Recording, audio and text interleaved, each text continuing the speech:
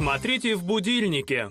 В рубрике «Детский лепет» я, Денис Фурсов, узнаю у своих юных экспертов, что они любят читать и, самое главное, может ли что-то заменить книгу. Что богатыри делали в море и зачем они оттуда выходят? На пир или познакомиться. Антон Пальчиков вновь организовал шуточный звериный баттл. На этот раз осел сразится с бараном. Кто победит? Смотрите в нашем сюжете.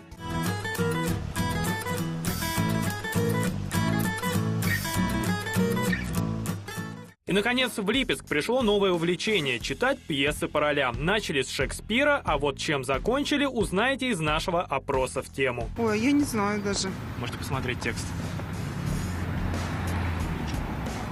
С Шекспира. Это и многое другое смотрите в будильнике.